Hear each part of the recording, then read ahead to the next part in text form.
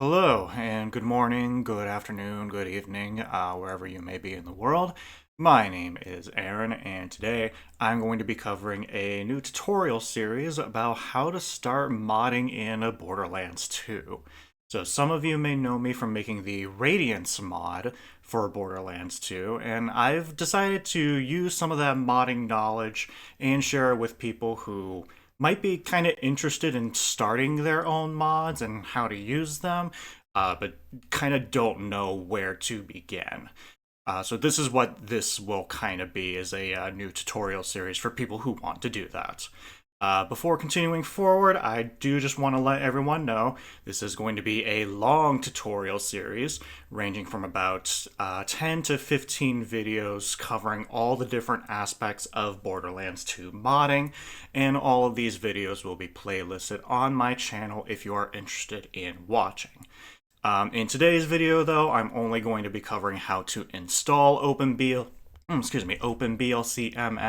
the core modding interface, as well as all the necessities for Borderlands 2 to actually run mods. The very first thing everyone needs, of course, is OpenBLCMM.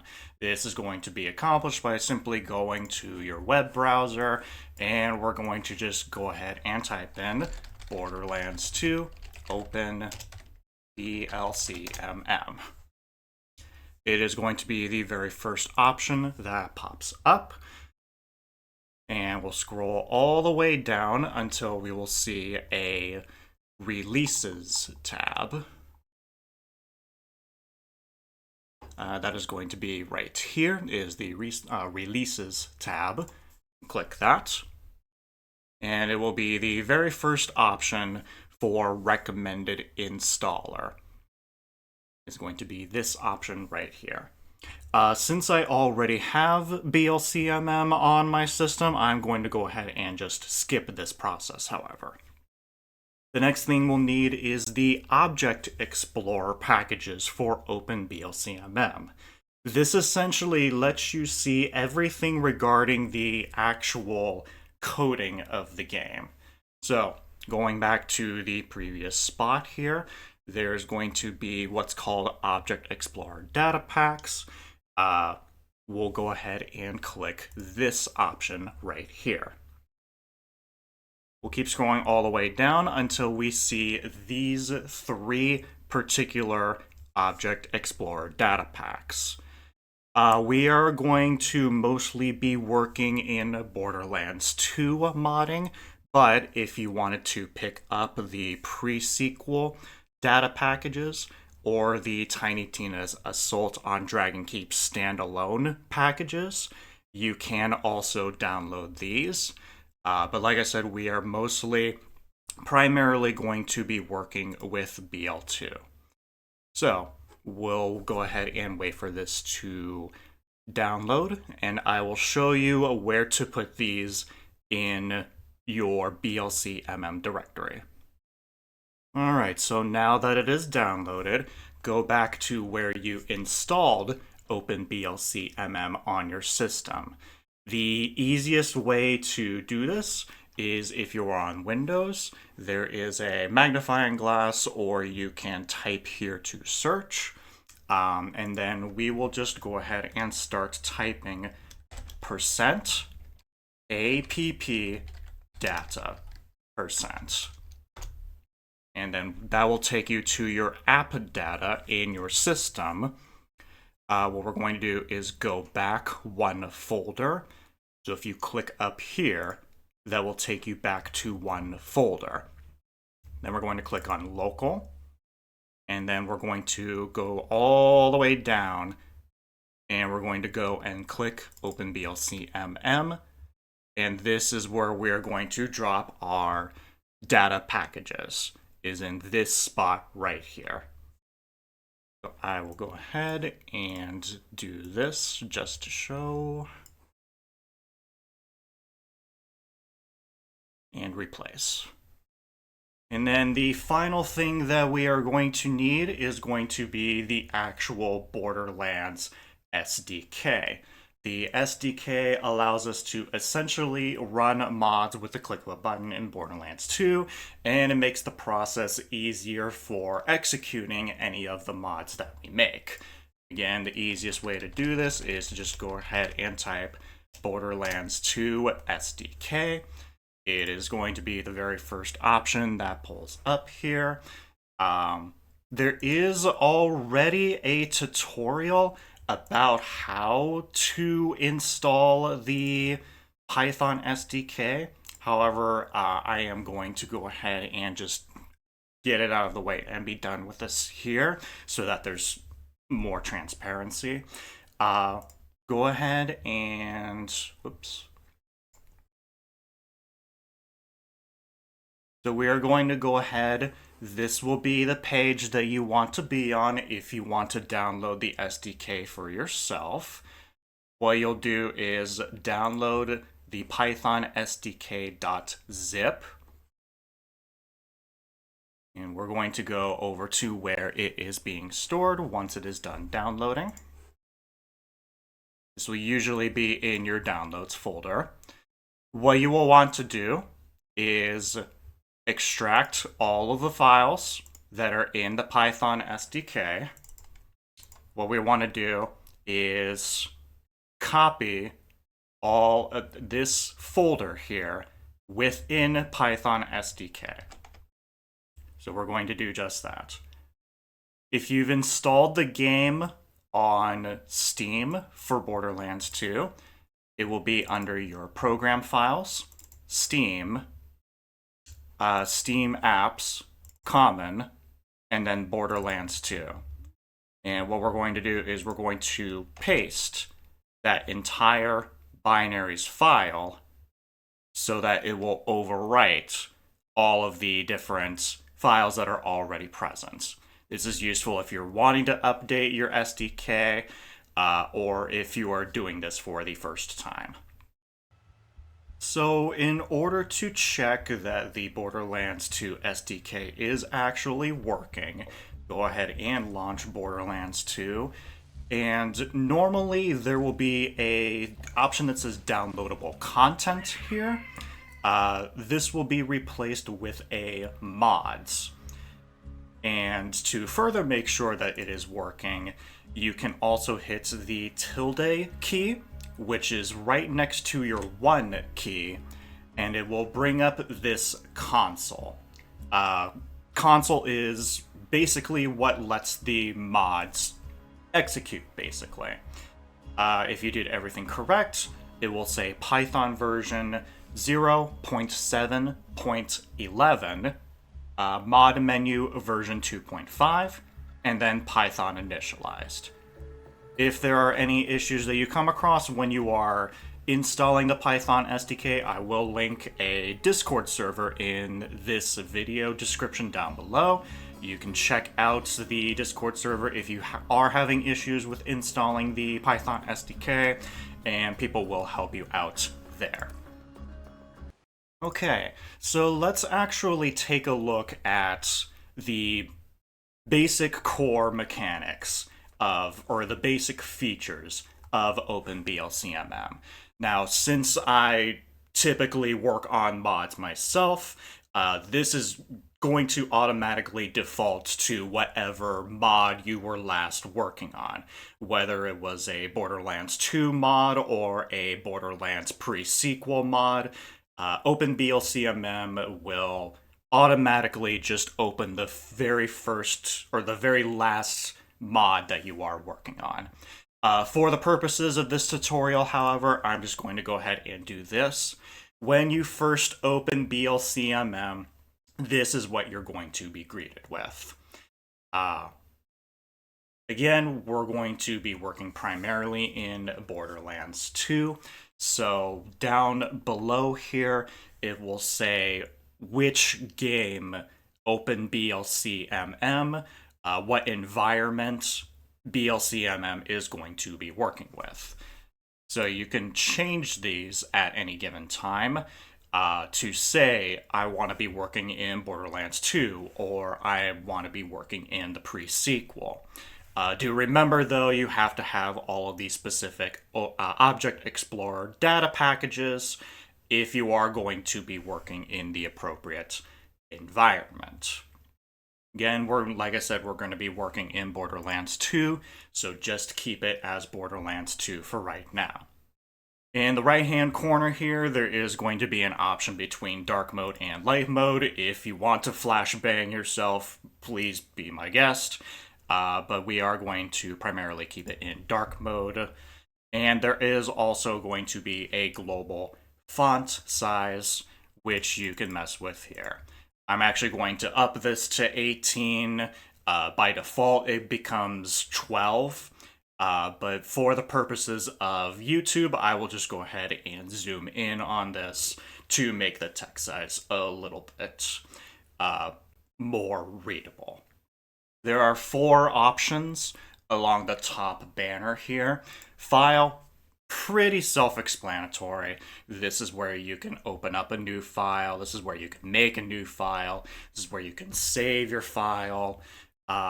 Importing mods we will get into at a later time, but this just allows you to import mods that were already made in a text or BLCMM format into your own BLCMM mod so that there's no conflicts or things that may go awry with the modding process. Tools is going to be your best friend when it comes to modding in OpenBLCMM. And the reason I say this is because it has pretty much everything you need to know about how to start working here. There are a couple of things that I do want to go over with you, though, to actually start your first mod. And the first one is going to be settings. What we want to do here is there are 5 different tabs here that, go over the basic necessities of OpenBLCMM. What we are looking for here, though, is this Enable Developer Mode. Make sure that this is checked on. This allows you to actually start the modding process, and it lets you basically do everything that is needed in order to actually start modding. We are also going to go over to the Object Explorer Data tab and make sure that all of these options, except for the last 2, Static Meshes data and Willow data, are checked on. So all of these need to be checked on, like so. This will allow Object Explorer to get the necessary data from the data packages that we downloaded earlier. So setup game files is basically you just need to grab a Python SDK. This is basically just what it is telling you here. However, since we already downloaded Python SDK, we're essentially just skipping a step here. Object Explorer is going to be your very best friend here. So, when you first pop open Object Explorer, it will go into this new window here, as I just minimize everything else. So Object Explorer is basically, like I said before, it looks at every single line of code in the game and puts it into a format that is usable for modding. If you're running a 2-monitor setup, it is wise to have Object Explorer off to one monitor and then OpenBLCMM's interface on another monitor for the best and easiest practices. But you can Alt-Tab if you want to, so you can go back and forth in between OpenBLCMM and Object Explorer for easier access. Since I'm only recording one screen right now, and I can't record both screens at once. We're just going to pretend like I have a one monitor setup for the purposes of this video.